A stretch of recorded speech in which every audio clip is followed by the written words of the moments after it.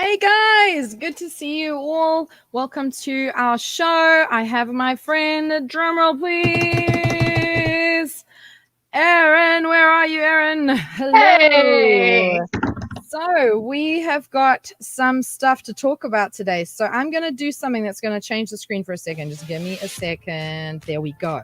So we have some stuff to talk about today about ancient astronauts. Now, I know this is a very touchy subject, but it's one that I get super hyped and excited about. I don't know about you. I haven't really done much research into it. I'm really excited to hear more about it. Yeah. So basically, alien ancient astronauts is a thing. Okay. So there are cave carvings, there are statues, infographics, tall stone statues all over the world that really don't seem to show someone from Earth, or they show a ancient type of person surrounded by modern technology, which just blows my freaking mind. I absolutely love it. So I've got a couple pictures of that today to share with everyone. But what do you feel about ancient astronauts? Do you think it's a thing? Do you think it's a possible thing? I think it's definitely a thing. I actually, as you're describing it, I have looked into it and I just didn't realize that's what we were talking about. Yeah. I actually I went into it. I think I've talked about this before. I went into a deep dive about alien paternity or maternity, that's how it came up, I guess, is that that ancient aliens came down and mixed with humans. And it's kind of like back then you just think like, why would they be putting it up if it wasn't something that was part of their life? Like this was their way of recording life. Yeah. They weren't writing books. They weren't they weren't recording YouTube videos. Like it's the only thing that makes sense is that it's something they saw, and maybe they were just more accepted back then because people were more spiritual and less cynical. Yeah. And we didn't have the same sort of weaponry that we have now. But then I offer this in the form of a devil's advocate, right? You know how today we have artists who think creatively and create these otherworldly visions on their canvases. Yeah. Is it possible that in the past, the people who took the time to create these carvings and images were just artists? I mean, potentially, it could be that they were people who were prophets, even. Maybe. Having visions. Like having visions of the future. Even like when you look at old science fiction, you see descriptions of things that later came to be. Yeah. So it's like the 1984 book. Yeah, like now. Now is 1984. Exactly.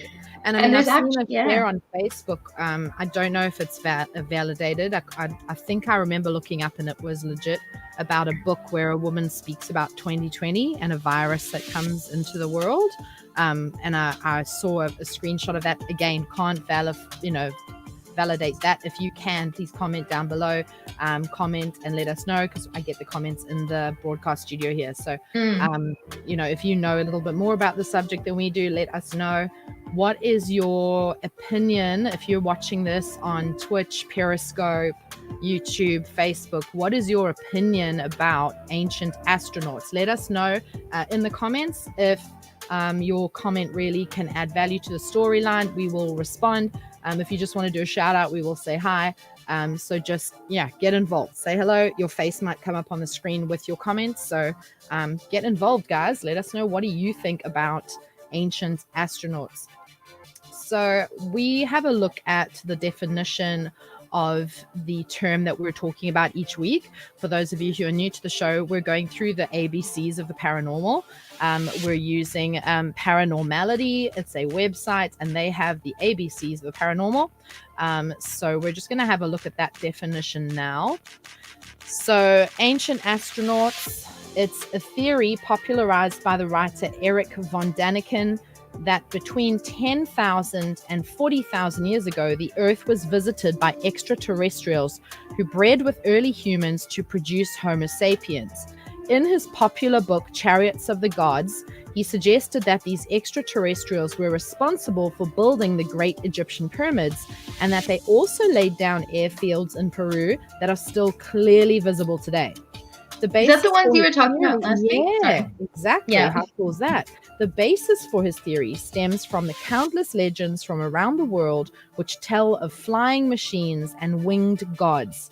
Instead of being from the imagination of early civilizations, von Daniken suggests that these relics and images come from aliens with much advanced technologies. He points to the fact that the Egyptians could not have possibly built the Great Pyramid of Cheops without the help of technology. He also suggests that the famous mysterious lines on Peru's Nazca Plain are indeed early form of alien airfield. Since writing his book, advances in DNA technology have ruled out the possibility of alien genes, as it is unlikely that the biology between humans and aliens would be so close. Even if it was close, there is evidence today that human beings can trace their genes back to a small group of pre-humans living in Africa. Von Daniken is not the only person to subscribe to the theory that early man was visited by much more advanced beings. Robert Temple wrote a book called The Sirius Mystery about an African tribe called the Dogon who believed in astronauts called the Nomos. The Raelians are a religious group whose beliefs are based around alien visits. Now, I know that the Aboriginal people, certain mobs, I can't speak for all of them, I don't know, but the ones that I have chatted with, they believe that the Aboriginal people were visited by celestial beings, the Bayami, a certain time ago at Mount Yengo, which I've had the pleasure of viewing from Mount Finchley, looking out across at Yengo, and I was told the story of the Bayami. Pretty intense stuff, and quite a lot of carvings of astronauts on the rocks and spaceships in the rocks that are 50,000 years old, maybe older. So yeah, there's actually some carvings I remember seeing in my research. I don't know where exactly, but where some of them even had like a bubble around their head. Yeah. And I mean, that's a pretty sophisticated imagination if that's not something they've seen. Yeah. Like to understand that maybe they didn't breathe our air. That's pretty wild. Exactly. And the thing is, right, the carvings, they often show an actual bodysuit with buttons and zips and lines, and then like almost like an umbilical cord going from the suit to a ship as a source of oxygen. So, maybe I've heard people say maybe it's time travelers. Maybe it's modern, maybe say 50, 60 years time, humans going back. And that's the evidence of them going back. And, I've heard the hypothesis that if there is time travel, they can't go into modern times or written history in case there's a huge change that happens. But to go back as far as prehistory, like way, way back, would probably be a safe place to time travel to. There might not be such far-reaching consequence at that point. But yeah. Wow. So yeah, let's have a look at these carvings. So this is one of them. This hole in the center is just so beautiful, so precise. Yeah, pretty damn amazing. Just looking at what is in there, there's a person with wings. If you can see at the top, there's a person with wings. They're wearing like a chainmail suit. And their eyes are particularly sort of alien shaped. I'm going to make that it's not much bigger, guys. I'm sorry. But alien shaped eyes, very strange shaped. Is that their chin and a pointed head with the ears above. And then this emblem here is a symbol of sort of eternity and energy and flow. So that's very interesting. So interesting to see that looks like a Celtic knot. It does. It's beautiful. And you think, where did the Celtic knot designs come from? Where did the Nordic knots come from? Yeah. Yeah. Now this one is very hard to see, so I'm going to move on. I I'm just going to double check and see quickly if I managed to edit that for us, because I know I did plan on doing that. So let me just double check just quickly and try and see if I did manage to do that. Yes. Okay. So we will see that again just now. That's good. So this is another astronaut. As you can see, he has a suit that's made of sections, and again, you've got that eternity symbol coming through. See the way that there's like a thickened neck ring, just like you see on modern astronauts today. And then again, just these really strange looking eyes and mouth and a hole for the nose. Very, very strange. It's so interesting, like that each of these would have such similar features. Exactly. Very, very interesting. Even to like modern day accounts of aliens. Very interesting. This one kind of gave me the heebie-jeebies. Yes. Just quite phenomenal. I want to see. I don't think I can zoom. Damn. I'll look into using a different viewer so that we can zoom in. But if you look close, look at those eyes. They're so haunting. The very round, kind of square at the bottom head and the elongated body. I just wonder what made this person carve this. And this is also huge. Like, this is an aerial photograph. So this is a huge field. So that's not just a little drawing, that's a really large message being sent out. These faces freak me out completely. As you can see, the very weird oblong eyes, long thin nose, and strange face shape. Really quite astounding. And then what seems to be human body parts. There's a foot with toes and a leg but cut off. And there's another one, looks like an elbow and a hand, and then I don't know, maybe organ or something. It's just really like, what were they doing? Like, there's another, it looks like another phallic symbol there. Yeah, just really quite creepy. That's creepy. Looks fun. Yeah. So here we've got the glass with the head inside with a neck. So it's definitely not a head. There's the chin, there's the head and the neck and the shoulders, then the glass going around with these sort of lines striating out of it. Now, I've seen this in Aboriginal carvings. Really? So this is not in Australia. This is overseas. And yet they have the same lines coming out of the glass dome. What are they holding? It looks like satellite dishes or shields. I don't know. And there again, that one has the lines coming out of his sort of mask. What do you think of that one? That's interesting, isn't it? It's so interpretive, though. Yeah. I think that's kind of the thing is like, I think like, I mean, I don't know. It definitely looks like a helmet to me. Yeah. And it looks like they're having fun. That's all I can say. I mean, they're definitely having an absolute jaw. I love it. Okay, so here's the one that I managed to put with a dark background. So it's hard to see. Okay, it's so I'll try and explain it. So it's a man inside a machine. So this is a carving that they've kind of rendered in an infographic for us. All the way around the outside seem to be numerous types of codes and instructions, almost like glimpses of either chemical or physical sort of shapes, and that looks a bit like a fetus. He's a man, but he looks like kind of like an Incan, maybe a North American native person, but he's on a chair inside a sort of machine, looking up into the workings of the machine, which have got buttons and lines and circles and shelves and mechanisms. And then above are the like crucifix symbols of the sun and the moon, and then what looks like a phoenix above, and then different sort of star shapes and possible constellation explanations. So This is really complex in design. Yeah. Absolutely complex. So I will post, fine. I'll post the photo in the comments of the Facebook videos. I don't know if I can do that for Twitch or Periscope or YouTube, guys. But yeah, absolutely phenomenal.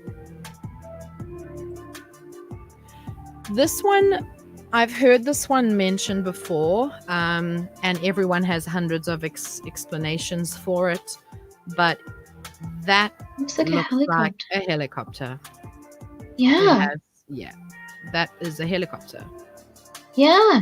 It looks like a speedboat next to it, to the right of it. Yep. And that looks like a sort of craft. Yeah. Just absolutely phenomenal. And this is a photograph of a hieroglyph from Egypt. It's just so specific. Yeah. That's what I'm so, like. There are naysayers, but how do you explain that? How do you make sense of it? But when you look at it, especially in context of the other symbols that they use, like to the left is, an organic, like it looks like some sort of flying animal, whether it's maybe like a dragonfly or bee or something. A locust or something, and then you got like a plant growing. Yeah, and like it's all organic, all of that. And then the symbols are like, shapes, but this is like this is not organic or just a shape. Like it has a very specific shape to it. And even this thing down here, I'm not sure what it is. I mean, there's a lot of damage on the rock here, but it kind of goes like from there down and then around and up. Quite interesting with a few weird shapes inside there. I mean, it's just, it's phenomenal. And I know there's a lot of these types of shapes in a lot of rock carvings from all over the world. Once again, why? What inspired them to do that kind of design? And then this is our last picture. This is the craft in question with the two people standing above. This is from Mesopotamia. And it is from a cylinder, and it's part of the seal around a cylinder. It's this strange looking celestial shape. There's a star cluster there. And then these two people kind of looking up to this disc, which seems to have three other characters sitting inside it. And then that shape is generally a crescent moon. So are they saying it's above the moon in the sky? And then an odd looking type of portal or doorway underneath. So yeah, it's interesting, the similarity actually a little bit between those shapes with the helmets that had the lines going out from them, and then this sort of door shape.